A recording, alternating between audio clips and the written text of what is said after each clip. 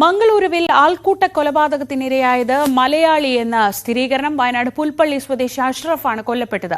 കേസിൽ 5 പേർ കൂടി അറസ്റ്റിലായിട്ടുണ്ട്. ഇതോടെ സംഭവവുമായി ബന്ധപ്പെട്ട അറസ്റ്റിലായവരുടെ എണ്ണം 20ആയി. വിവരങ്ങളുമായി KV ബൈജു ചേരുന്നു. അതിനു മുൻപ് ഈ അഷ്റഫിന്റെ ബന്ധുക്കളുടെ വാക്കുകൾ കേൾക്കാം. നിങ്ങൾക്ക് അതിൽ ഡൗട്ട് എന്തെങ്കിലും? ഡൗട്ടില്ല. അവരെ ബോഡിയിൽ കംപ്ലീറ്റ് ഫ്രാക്ചർ ഉണ്ട്. ആ ഫ്രാക്ചറൊക്കെ പോസ്റ്റ്മോർട്ടത്തിൽ റിപ്പോർട്ട് ആയിട്ടുണ്ടോ അതല്ല പിന്നെ ഹൈഡ് ആയിട്ടുണ്ടോ എന്നുള്ളത് തെളിവ് സഹിതം നമുക്ക് ഫാമിലിയെ ഏൽപ്പിക്കാം. വിവരങ്ങളുമായി KV ബൈജു കാസർഗോഡ് നിന്ന്. ബൈജു, ഞായറാഴ്ച ഇങ്ങനെ ഒരു ആൾക്കൂട്ട ആക്രമണം നടന്നു, അതിലൊരാൾ കൊല്ലപ്പെട്ടു എന്ന വാർത്ത നമ്മൾ കൊടുത്തിരുന്നു. അത് കഴിഞ്ഞ് ഇതൊരു മലയാളിയാണെന്നതും നമ്മൾ തന്നെയാണ് ആദ്യമായി പ്രേക്ഷകരെ അറിയിക്കുന്നത്. ഇപ്പോൾ ഇയാൾ ആരാണ്, എന്താണ് തുടങ്ങിയ വിവരങ്ങളൊക്കെ ലഭിക്കുന്നുണ്ട്.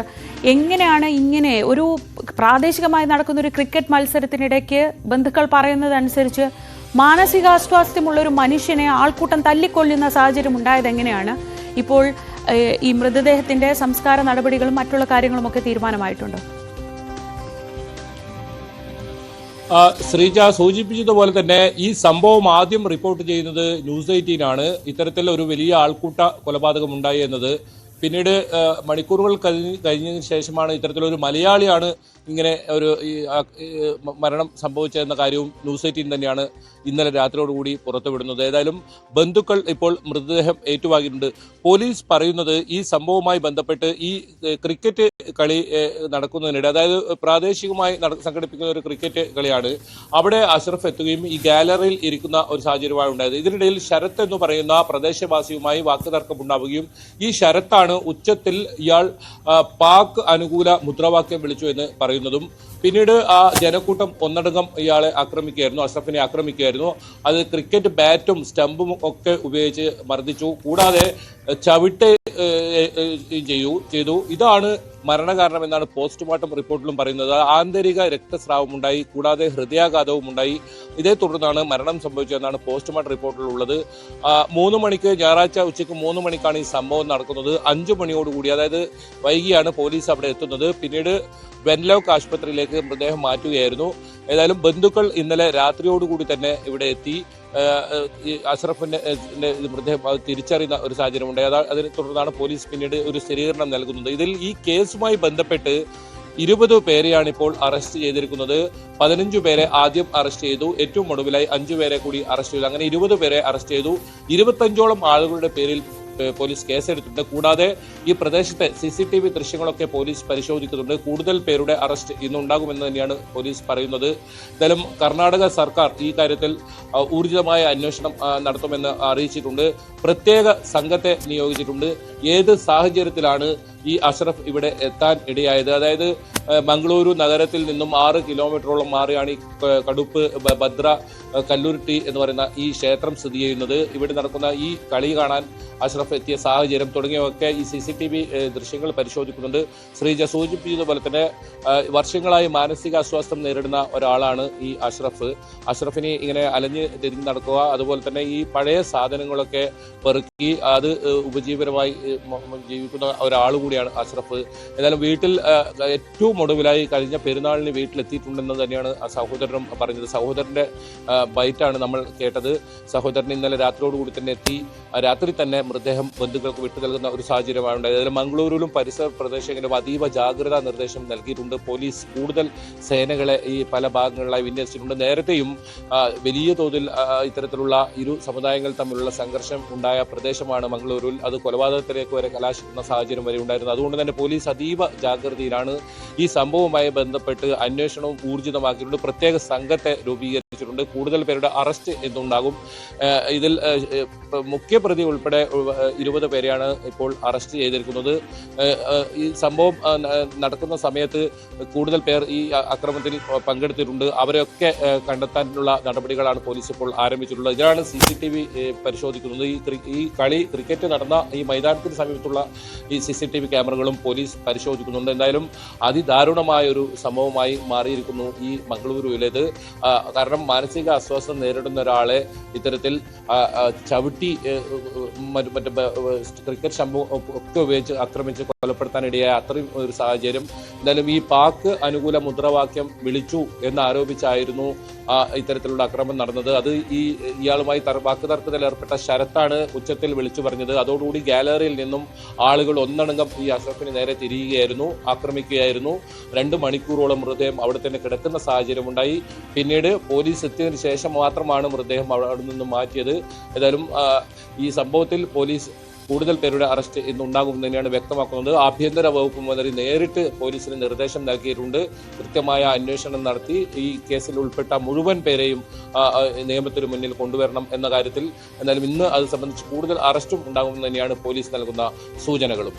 ഇതോടൊപ്പം ബൈജു ശ്രദ്ധിക്കേണ്ട ഒരു കാര്യം മംഗളൂരു ആണ്. മംഗളൂരുവിൽ നമുക്കറിയാം എപ്പോഴും വളരെ ചെറിയ പ്രശ്നങ്ങൾ പോലും വലിയ കലാപത്തിലേക്കൊക്കെ പോകുന്ന തരത്തിൽ, സംഘർഷത്തിലേക്കൊക്കെ പോകുന്ന തരത്തിലുള്ള വളരെ സെൻസിറ്റീവായ ഒരു ഏരിയയാണ്. അവിടെ ഒരു ക്ഷേത്രത്തിനോട് ചേർന്ന ഒരു ഭാഗത്ത് ഇത്തരത്തിലൊരു കൊലപാതകമൊക്കെ നടക്കുമ്പോൾ സ്വാഭാവികമായും അത് വലിയ പ്രശ്നങ്ങളിലേക്ക് പോകാൻ സാധ്യതയുണ്ട്. അങ്ങനെ ഒരു മുൻകരുതൽ അവിടെ പോലീസിന്റെ ഭാഗത്തു നിന്നുണ്ടോ? ഇതോടൊപ്പം നമ്മൾ പറയേണ്ട കാര്യം, ഇങ്ങനെ ഒരു സംഭവം നടന്ന 2 മണിക്കൂറോളം മൃതദേഹം അവിടെ കിടന്നു. അപ്പോൾ പോലീസിന്റെ ഈ സംഭവത്തിലുള്ള മൊത്തത്തിലുള്ള ഇടപെടലുകളെ കുടുംബമൊക്കെ എങ്ങനെയാണ് നോക്കിക്കാണുന്നത്?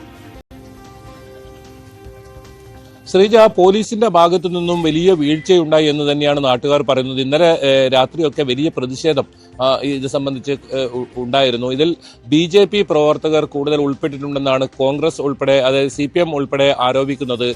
വളരെ വൈകി പോലീസ് ഇവിടെ എത്തി ഈ അഷ്റഫിന്റെ മൃതദേഹം ഇത്തരം കൊണ്ടുവന്ന ഒരു സാഹചര്യമാണ്. ഒരു പക്ഷേ പോലീസ് നേരത്തെ എത്തിയിരുന്നെങ്കിൽ അഷ്റഫിന്റെ ജീവൻ പോലും രക്ഷിക്കാൻ കഴിയുമായിരുന്നു. മണിക്കൂറുകളോളം ഇത്തരത്തിൽ കിടക്കുകയും ആന്തരിക രക്തസ്രാവം മൂലമാണ് ഈ മരണം സംഭവിച്ചതെന്ന് പോസ്റ്റ്മോർട്ടം റിപ്പോർട്ടിലും വ്യക്തമാക്കിയിട്ടുണ്ട്. അതുകൊണ്ട് തന്നെ വലിയ പ്രതിഷേധം ഈ ആളുകളുടെ ഭാഗത്ത് ഇന്നലെ രാത്രി തന്നെ ഉണ്ടായിരുന്നു.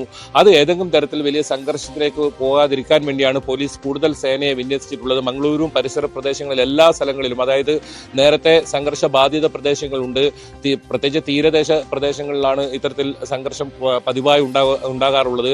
അതുകൊണ്ട് തന്നെ ഈ പ്രദേശങ്ങളിലൊക്കെ അതീവ ജാഗ്രത പുലർത്തുന്നുണ്ട് പോലീസ്. കൂടുതൽ സേനയെ വിന്യസിച്ചിട്ടുണ്ട്. സംഘർഷം വ്യാപിക്കാതിരിക്കാനുള്ള എല്ലാ നടപടികളും സ്വീകരിച്ചതായി city police commissioner Anupam Agarwal കൂടി വ്യക്തമാക്കിയിട്ടുണ്ട്. ഏതായാലും അദ്ദേഹത്തിന്റെ വാർത്താ സമ്മേളനം ഇന്നുണ്ടാകും. ഈ സംബന്ധിച്ച് ഇന്ന് കൂടുതൽ അറസ്റ്റ് ഉണ്ടാകുമെന്ന് തന്നെയാണ് അദ്ദേഹം വ്യക്തമാക്കിയിട്ടുള്ളത്. ഇതിൽ 20 പേരെയാണ് ഇപ്പോൾ അറസ്റ്റ് ചെയ്തിട്ടുള്ളത്. മുഴുവൻ പേരെയും അറസ്റ്റ് ചെയ്യണം. പ്രധാനപ്പെട്ട പ്രതികൾ അറസ്റ്റ് ചെയ്തിട്ടില്ല, പ്രധാനപ്പെട്ട പ്രതികളെ അറസ്റ്റ് ചെയ്തിട്ടില്ല എന്ന് ആരോപിച്ചായിരുന്നു ഇന്നലെ പ്രതിഷേധമുണ്ടായിരുന്നത്. ഈ മൃതദേഹം ഏറ്റുവാങ്ങാൻ സഹോദരൻ അർദ്ധരാത്രിയോടുകൂടിയാണ് ഇവിടെ എത്തിയത്. അപ്പോഴും വലിയ ജനക്കൂട്ടം തന്നെയാണ്. നമുക്ക് ദൃശ്യങ്ങളിൽ നിന്ന് തന്നെ അത് കാണാം. വലിയ ജനക്കൂട്ടമാണ് അവിടെ ഉണ്ടായിരുന്നത്. വലിയ പ്രതിഷേധമാണ് അവിടെ നടന്നതും. എന്തായാലും ഒരു മാനസിക അസ്വസ്ഥമുള്ള ഒരാളെ ഇത്തരത്തിൽ അതിക്രൂരമായി ചവിട്ടിയും അടിച്ചും ഒക്കെ കൊലപ്പെടുത്തിയ ഒരു സംഭവമായതുകൊണ്ട് തന്നെ പ്രതിഷേധം ശക്തമായുണ്ട്. അത് ഏതെങ്കിലും തരത്തിൽ സംഘർഷം ഉണ്ടാകാതിരിക്കാനുള്ള അതീവ ജാഗ്രതയിലാണ് പോലീസ് ഉള്ളത്. എന്തായാലും കർണാടക സർക്കാർ ഈ കാര്യത്തിൽ അതീവ ഗൗരവമായി തന്നെ ഈ വിഷയം എടുത്തിട്ടുണ്ട്. അതുകൊണ്ട് തന്നെ ഈ സംഭവത്തിൽ കൃത്യമായ കാര്യങ്ങൾ അന്വേഷിച്ച് റിപ്പോർട്ട് നൽകാനും കർണാടക ആഭ്യന്തരമന്ത്രി ഉത്തരവിട്ടിട്ടുണ്ട്. അത് സംബന്ധിച്ച് ഇന്ന് കൂടുതൽ വിവരങ്ങൾ സിറ്റി പോലീസ് കമ്മീഷണർ വിവരിക്കുമെന്ന് തന്നെയാണ് നമുക്ക് മനസ്സിലാക്കാൻ സാധിക്കുന്നത്. എന്തായാലും അത്രത്തോളം ദാരുണമായൊരു സംഭവമാണ് നടന്നത്. ഈ ക്രിക്കറ്റ് കളി ഇത്രയും നഗരത്തിൽ നിന്നും 6 കിലോമീറ്ററോളം മാറിയാണ് ഈ സ്ഥലമുള്ളത്. ഇവിടേക്ക് എങ്ങനെയാണ് അഷ്റഫ് എത്താനിടയുണ്ടായ സാഹചര്യം, ഇതൊക്കെയും പോലീസ് പരിശോധിക്കുന്നുണ്ട്. ഏതായാലും കൂടുതൽ ഈ കളി കാണാനെത്തിയവരുടെ മൊഴിയും പോലീസ് രേഖപ്പെടുത്തുന്നുണ്ട്. കൂടുതൽ ആളുകളുടെ മൊഴിയും രേഖപ്പെടുത്തുന്നുണ്ട്. ഒപ്പം നേരത്തെ സൂചിപ്പിച്ചതുപോലെ തന്നെ CCTV ദൃശ്യങ്ങളും പരിശോധിക്കുന്നുണ്ട്. എന്തായാലും ഇത് സംബന്ധിച്ച് കൂടുതൽ പേരുടെ അറസ്റ്റ് ഇന്ന് ഉണ്ടാകുമെന്ന് തന്നെയാണ് നമുക്ക് പോലീസിൽ നിന്ന് ലഭിക്കുന്ന വിവരവും. ഈ അഷ്റഫിനെ സംബന്ധിച്ചുള്ള വിവരങ്ങൾ കൂടി, അതായത് മാനസികാസ്വാസ്ഥ്യമുണ്ടെന്ന് കുടുംബം പറയുന്നു. വർഷങ്ങളായി വീട്ടിലല്ല താമസം. ഇയാൾ ഈ സ്ഥലത്ത് എവിടെ കേന്ദ്രീകരിച്ചാണ് ഇയാൾ ജോലി എടുത്തിരുന്നത്? അങ്ങനെ ഒറ്റയ്ക്ക് ജീവിക്കാനൊക്കെ പ്രാപ്തിയുള്ള ഒരാളായിരുന്നു. അങ്ങനെയുള്ള എന്തെങ്കിലും വിവരങ്ങൾ കുടുംബത്തിൽ നിന്ന് നമുക്ക് ലഭിക്കുന്നുണ്ടോ? ശ്രീജ, ഈ റെയിൽവേ സ്റ്റേഷനും പരിസരത്തും അലഞ്ഞു തിരിയുന്ന ഒരു സ്വഭാവമാണ് ഈ അഷ്റഫിൻ്റെതെന്നാണ് നമുക്ക് പോലീസിൽ നിന്ന് ലഭിക്കുന്ന വിവരം. അവിടെ പഴയ ആക്രി സാധനങ്ങളൊക്കെ പെറുക്കി അത് വിൽപ്പന നടത്തി ഉപജീവനം നടത്തുന്ന ഒരാളാണ്. ചെറിയ പ്രായത്തിൽ തന്നെ, അതായത് 6 വയസ്സ് മുതൽ തന്നെ മാനസികാസ്വാസ്ഥ്യം പ്രകടിപ്പിച്ച അഷ്റഫ് വീട്ടിൽ നിന്നും മാറിയിട്ട് ഇത്തരത്തിൽ നിൽക്കാതെയായിട്ട് വർഷങ്ങളോളമായി ഈ മംഗളൂരിൽ തന്നെ വർഷങ്ങളോളമായി ഇയാൾ എത്തിയിട്ട്, അതുകൊണ്ട് തന്നെ ഈ ബന്ധുക്കളുമായി ഈ വീട്ടുകാരുമായി ഇയാൾക്ക് വലിയ ബന്ധമുണ്ടായിരുന്നില്ല. ഏറ്റവും ഒടുവിലായി കഴിഞ്ഞ പെരുന്നാളിന് ഇയാൾ വീട്ടിലെത്തിയിട്ടുണ്ടായിരുന്നു എന്നാണ് സഹോദരൻ പറയുന്നത്. പിന്നീട് മംഗളൂരുവിലേക്ക് തന്നെ തിരിച്ചു പോകുന്ന സാഹചര്യമാണ് ഉണ്ടായിരുന്നത്. ഈ റെയിൽവേ സ്റ്റേഷനും പരിസര പ്രദേശങ്ങളിലൊക്കെയുള്ള ആളുകൾക്ക് ഇയാളെ കൃത്യമായി അറിയാം. കാരണം അവിടെ സ്ഥിരമായി ഇത്തരത്തിൽ ആക്രി സാധനങ്ങളൊക്കെ പറക്കി അത് വിൽപ്പന നടത്തിയാണ് ഈ ഉപജീവന മാർഗം കണ്ടെത്തുക. ഈ അലഞ്ഞു തരുന്ന ഒരു സ്വഭാവമുള്ള ഒരാളാണ് ഇയാൾ. അത് മാത്രമല്ല, നേരത്തെ പറഞ്ഞതുപോലെ തന്നെ മാനസിക അസ്വസ്ഥം ഉള്ള ഒരാളാണ്. അങ്ങനെയുള്ള ഒരാളാണ് അഷ്റഫ്.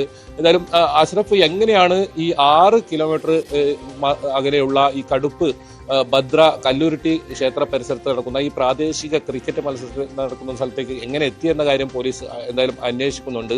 ഇത് സംബന്ധിച്ച അന്വേഷണം പ്രത്യേക സംഘങ്ങളായി തിരിച്ചാണ് പോലീസ് അന്വേഷണം നടത്തുന്നത്. മാത്രമല്ല, ഞായറാഴ്ച നടന്ന സംഭവത്തിൽ 2 ദിവസം കഴിഞ്ഞാണ് ഇതിൽ പ്രതികളെ പിടികൂടുന്നത്. ഇന്നലെ പ്രതിഷേധം ശക്തമായതോടുകൂടിയാണ് വീണ്ടും രാത്രി 5 പേരുടെ അറസ്റ്റ് കൂടി രേഖപ്പെടുത്തുന്ന സാഹചര്യമുണ്ട്. അതും വലിയ പ്രതിഷേധത്തിന് ഇടയാക്കിയിട്ടുണ്ട്. ഇതിൽ ഉൾപ്പെട്ട എല്ലാവരെയും അറസ്റ്റ് ചെയ്യണം, നിയമത്തിന് മുന്നിൽ കൊണ്ടുവരണം എന്നൊരു ആവശ്യം തന്നെയാണ് ഇപ്പോൾ ഉയരുന്നത്. ഏതായാലും പോലീസ് ഈ പ്രതിഷേധം കണക്കിലെടുത്ത് ഈ സംഭവത്തിൽ ഇപ്പോൾ അന്വേഷണം ഊർജിതമാക്കിയിട്ടുണ്ട്. കൂടുതൽ പേരുടെ അറസ്റ്റ് ചെയ്യുന്നുണ്ടാകും എന്നാണ് പോലീസിൽ നിന്നും നമുക്ക് ലഭിക്കുന്ന വിവരവും. ശ്രീജ, കെ വി ബൈജു ആണ് വിവരങ്ങൾ നൽകിയത്.